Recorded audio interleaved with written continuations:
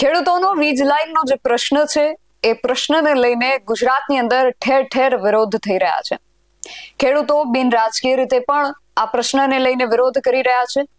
વિપક્ષની અંદર કોંગ્રેસ અને આમ આદમી પાર્ટી પણ પોતપોતાની રીતે આ બાબતને લઈને સરકાર સમક્ષ એમની રજૂઆતો લઈને પહોંચે છે. સરકાર સુધી ખેડૂતોનો આ જે અવાજ છે એને પહોંચાડવા માટે પ્રયાસ કરે છે અને આ જ પ્રયાસના ભાગરૂપે કોંગ્રેસ દ્વારા થોડા સમય અગાઉ જે કિસાન અધિકાર યાત્રા કાઢવામાં આવી હતી, હવે એ કિસાન અધિકાર યાત્રા પાર્ટ 2 પણ કોંગ્રેસ દ્વારા કાઢવામાં આવી છે અને વ્રજવાણીથી લઈને દ્વારકા સુધી આ પદયાત્રા જે છે એ પહોંચવાની છે અને દ્વારકાધીશને આ બાબતને લઈને રજૂઆત કરવામાં આવનાર છે. ત્યારે કચ્છના વ્રજવાણીથી નીકળેલી કોંગ્રેસની આ કિસાન અધિકાર યાત્રા હાલ મોરબીના કુંતાસી ગામે પહોંચી હતી અને BSI TV ન્યૂઝની ટીમ પણ કોંગ્રેસના જે આગેવાન નેતાઓ છે, ખાસ કરીને પાલભાઈ આંબલિયાની આગેવાનીમાં આજે કિસાન અધિકાર યાત્રા છે નીકળી છે. તો પાલભાઈ સાથે વાતચીત કરવા માટે અમારી ટીમ ત્યાં પહોંચી હતી અને જ્યારે પાલભાઈ સાથે વાતચીત કરવામાં આવી ત્યારે એમણે આ પદયાત્રાને લઈને શું કહ્યું, ખેડૂતો ને લઈને શું કહ્યું છે, ખાસ કરીને જેતપરની અંદર જે હાલ બિન રાજકીય રીતે અમરનાથ ઉપવાસ આંદોલન ચાલી રહ્યા છે તેને લઈને પણ વાતચીત કરવામાં આવી છે. શું છે સમગ્ર વિગત તેના વિશે વાત કરીએ આ અહેવાલમાં. જય હિન્દ BSI TV ન્યૂઝ પર આપની સાથે હું છું નિધિ ગઢવી. કિસાન અધિકાર યાત્રા જે કચ્છના વ્રજવાણીથી નીકળી છે હાલ મોરબીના કુંતાસી ગામે પહોંચી હતી અને આ ગામની અંદર પણ કિસાન અધિકાર યાત્રાને આ જે ગામના લોકો હતા એમના દ્વારા ખૂબ સારું એવું સમર્થન પણ મળ્યું હતું અને આ તકે BSI ની ટીમ પણ ત્યાં પહોંચી હતી અને કિસાન કોંગ્રેસ યાત્રા જેની આગેવાનીમાં નીકળી રહી છે એ પાલભાઈ આંબલિયા સાથે અમે વાત કરવાનો પ્રયાસ કર્યો. ત્યારે પાલભાઈએ સમગ્ર યાત્રાને લઈને શું કહ્યું, સાથે જ ખેડૂતોના અત્યારે જે વિવિધ પ્રશ્નો ચાલી રહ્યા છે, ગઈકાલે કેબિનેટ બેઠકની અંદર જે ચર્ચા કરવામાં આવી અને જે નિર્ણય લેવામાં આવ્યો તેને લઈને પણ પાલભાઈ સાથે વાત કરવામાં આવી. ત્યારે તેમણે શું કહ્યું જુઓ અમારા આ રિપોર્ટમાં. હાલ ગુજરાતના ખૂણે ખૂણે જે ખેડૂતોનો અવાજ ગુંજી રહ્યો છે, ખેડૂતો પોતાની જે કિંમતી જમીનો બચાવવા માટે લડી રહ્યા છે તેને લઈને કચ્છના વ્રજવાણીથી જે ગુજરાત કોંગ્રેસ છે તેમના દ્વારા એક કિસાન અધિકાર પદયાત્રાની શરૂઆત કરવામાં આવી છે. આપણી સાથે પાલભાઈ આંબલિયા છે. પાલભાઈ, શું કહેશો? કચ્છથી નીકળ્યા છો, દ્વારકા જઈ રહ્યા છો, શું કહેશો? અમે છેલ્લા 6 મહિનાથી આ વીજ લાઈનોના પ્રશ્નોને લઈ અને ખેડૂતોમાં જાગૃતિ કરવા માટેના અલગ અલગ 100 જેટલી નાની નાની મોટી સભાઓ કરી છે. ખેડૂત જાગૃત થાય, ખેડૂત બોલતો થાય, ખેડૂતનો દીકરો અધિકારીઓ જે ચાપલુસિયા અધિકારીઓ છે, જે અદાણી અંબાણી આગળ વેચાઈ ગયેલા અધિકારીઓ છે, એની આંખમાં આંખ નાખીને બોલતો થાય એના માટે અમે સેમિનારો કર્યા છે. અને ત્યાર પછી ખેડૂતને અવાજ કર્યો તો કે 15મી જૂને ચલો ગાંધીનગર આપણે સરકારને અલ્ટિમેટમ આપવા જવાનું છે. ત્યારે અલ્ટિમેટમ આપ્યા બાદ અમે વ્રજવાણીથી દ્વારકા પગપાળા યાત્રા કિસાન અધિકાર પદયાત્રા જે ચાલુ કરી છે એનો આજે 7મો દિવસ છે અને 7મા દિવસે ફળસર ગામે હમણાં થોડીક વારમાં પહોંચવામાં છીએ. ત્યારે તમે જોવું કે દરેક આ આખું જે છે એ ખેડૂતો આજે હજારો ટ્રેક્ટર લઈને સાથે જોડાયા છે. ખૂબ મોટી સંખ્યામાં પગપાળા ચાલવા માટે ખેડૂતો જોડાયા છે, બહેનો જોડાય છે. જેમ આગળ વધતા જઈએ છીએ એમ ખેડૂતોનો સાથ સહકાર અને સમર્થન સતત વધતું જ જાય છે. એટલે આવનારા દિવસોમાં ગાંધીનગર પહોંચશું ત્યાં સુધીમાં સરકારને લગભગ સમજ આવી જશે અને મારો કાર્યો ઠાકર કરશે તો એમને સદબુદ્ધિ પણ આવી જશે. કચ્છનું જે વ્રજવાણી છે ત્યાં વ્રજવાણીના ઢોલ મને સાંભળે, પણ જે વ્રજવાણીથી નીકળેલી પદયાત્રા દ્વારકા જશે, દ્વારકાના કાળિયા ઠાકરને તમે જે ફરિયાદ કરવા માટે જઈ રહ્યા છો, તમને લાગે છે કે આ કર્યા પછી સરકાર સમજશે? વ્રજવાણીના ઢોલ મને સાંભળે અને ખેડૂતોના બોલ સરકાર સાંભળે એના માટે તો અમે વ્રજવાણીથી દ્વારકા જઈએ છીએ. અને મને વિશ્વાસ છે કાળિયા ઠાકર આ બળદેવ રૂપી જે ખેડૂતો નીકળ્યા છે, આ સુદામા રૂપી જે ખેડૂતો નીકળ્યા છે કાળિયા ઠાકર પાસે, અને એમને કહેવા માટે કે અમારી જે પીડા છે, અમારું દર્દ છે, જેવી રીતે તે સુદામાની પીડા હરી હતી એવી જ રીતે અમને ખબર ના પડે અને અમે પહોંચીએ એની પહેલાં જ અમારી પીડા તું હરી લે, એટલા માટે તો કાળિયા ઠાકર પાસે જઈએ છીએ, આ પ્રાર્થના કરવા જ જઈએ છીએ. ભાઈ, 15 જૂન ખેડૂતોને હજી જે ભૂલાણી નથી, કારણ કે 15 જૂનના દિવસે જે રીતે થયું હતું એના વિશે તમે શું કહેશો? કારણ કે તમારા ઉપર ઘણા એવા આક્ષેપ પણ થયા હતા, તમારો શું જવાબ છે? નહીં, બહુ સ્પષ્ટ છે. મારી ઉપર જેને આક્ષેપો કરવા છે તો આમ આદમી પાર્ટી છે. હર્ષ સંઘવીને એક બાજુ ગાળો દે છે અને એક બાજુ હર્ષ સંઘવી સાથે જ ગોઠવણ કરી અને ખેડૂતોનું ઊભું થયેલું આંદોલન જે તોડી પાડવાનું કામ કરે છે. એ આમ આદમી પાર્ટીનું કામ છે. જે હળદર કાંડ કરાવડાવ્યું છે એ આમ આદમી પાર્ટીનું કામ છે. મારું કામ તો છે ગુજરાતના ખેડૂતના દીકરાઓ આ શક્તિભાઈ જેવા બોલતા થાય, નેહુલ અમૃતિયા જેવા બોલતા થાય, પરેશ જેવા બોલતા થાય, હરિભાઈ જેવા ખેડૂતના જે 20, 25, 22 વર્ષનો ખેડૂતનો દીકરો છે એ ખેડૂત સરકારની આંખમાં આંખ નાખીને વાત કરતો થાય. આ પ્રયત્ન કર્યા છે.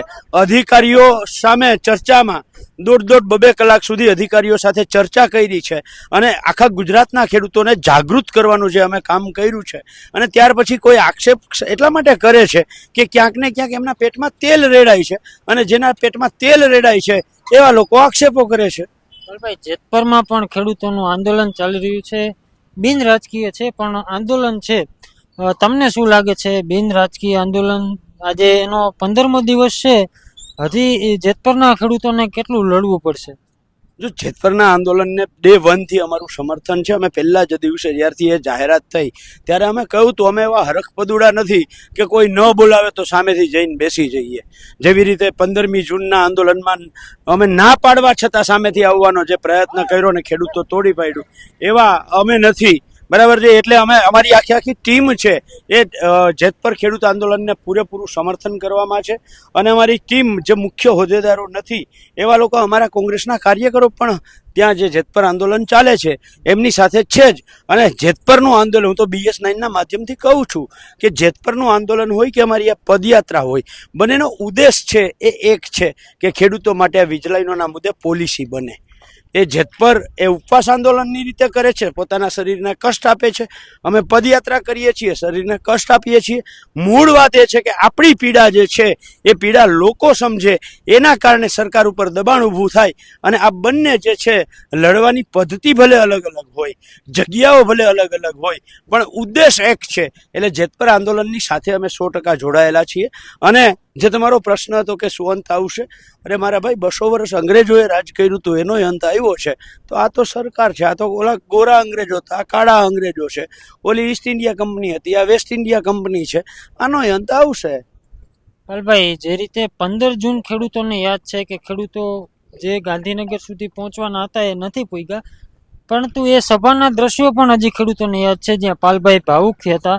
આના વિશે શું કહેવું તમારું? નહીં, પહેલા તો જે 15મીએ પહોંચવાના હતા ગાંધીનગરને ન પહોંચ્યા એ વાતમાં થોડોક સુધારો કરું છું. જ્યારે માની લ્યો કે મોરબી જિલ્લાના આ ગામમાં આપણે છીએ, કુંતાસી ગામ હોય, રાજપર ગામ હોય, ફળસર ગામ હોય, અને અહીંયાથી નારો આપવામાં શું આવે, જિલ્લા મથકનું હોય તો ચલો મોરબી. બરાબર છે. એવી જ રીતે રાજ્ય કક્ષાનું હોય તો નારો શું આપવામાં આવે, ચલો ગાંધીનગર. દેશ કક્ષાનું હોય તો નારો શું આપવામાં આવે, ચલો દિલ્હી. જે દિલ્હી આંદોલનમાં જેમ ચલો દિલ્હીનો નારો આપ્યો હતો અને ખેડૂતો Rajasthan border, Haryana border, Punjab border, UP બોર્ડરે અટકી ગયા, એવી જ રીતે ગાંધીનગર બોર્ડરે અટકાવ્યા.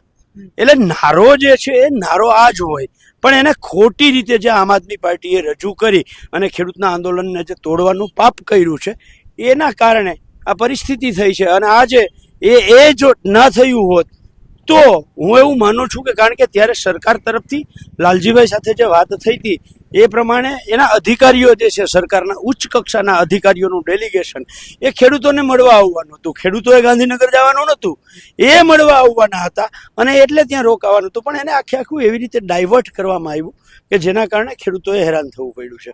તમે જે ભાવુક થયા હતા ત્યારે જે દ્રશ્યો હતા એ પણ હજી ખેડૂતોને યાદ છે, એના વિશે શું કહેશો? નહીં, એ દેખો, આપણે માણસ છીએ અને માણસની નાની મોટી નબળાઈઓ હોય, માણસની નાની મોટી ભૂલો હોય.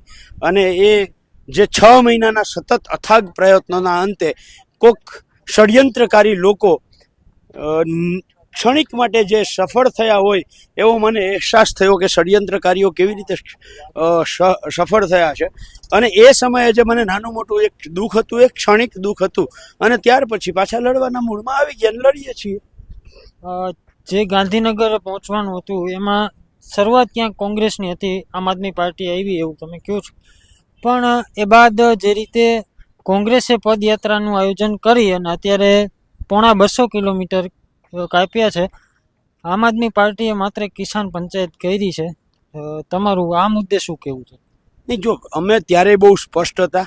અમે 29 તારીખે એટલે કે 29 મે પ્રેસ કોન્ફરન્સ અમદાવાદ સર્કિટ હાઉસમાંથી કરી હતી. ત્યારે કહ્યું હતું આમ આદમી પાર્ટી, ભાજપ અને ભાજપની ભગીની સંસ્થા ભારતીય કિસાન સંઘ સિવાયના તમામ રાજકીય પક્ષોને અમે આમંત્રણ આપીએ છીએ.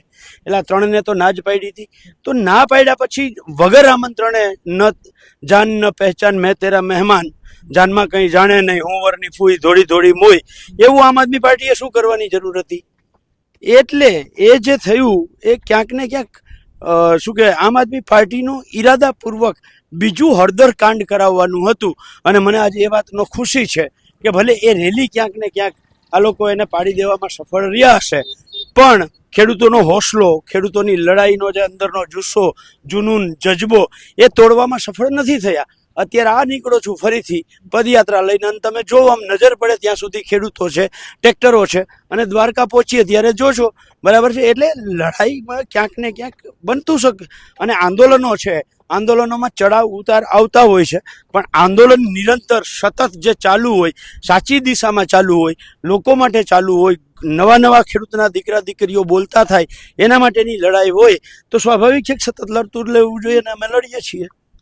ચોક્કસથી. તો આ હતા પાલભાઈ, તેમણે જે ખેડૂતોની વાત છે તે જણાવ્યું છે. તમે પાછળના દ્રશ્યો પણ જોઈ શકો છો. મોટા ભાગે જે ખેડૂતો છે તે કચ્છના વ્રજવાણીથી જોડાયા છે, અને હાલ અત્યારે જે કુંતાસી ગામ છે ત્યાંથી ખેડૂતો છે તે જોડાયા છે, ટ્રેક્ટર લઈને જોડાયા છે. આ તમે જે દ્રશ્યો જોઈ શકો છો, ટ્રેક્ટરો લઈને ખેડૂતો છે તે જોડાયા છે મોટા ભાગની અંદર. ત્યારે હવે ખેડૂતોની જે માંગણી છે, પોતાના ખેતરોની અંદર જે વીજપોલ આવી રહ્યા છે તેને લઈને ખેડૂતોએ એક અવાજ હવે ક્યાંક બુલંદ કર્યો છે. આ સીધા જ તમે દ્રશ્યો છે તે જોઈ શકો છો. હવે આગળના દિવસોમાં ખેડૂતોની માંગણીને લઈને સરકાર શું કરે છે તે પણ જોવું મહત્વનું રહેશે. કેમેરા પર્સન મિત પરમાર સાથે રાજેશ જોશી, BS19 ન્યૂઝ.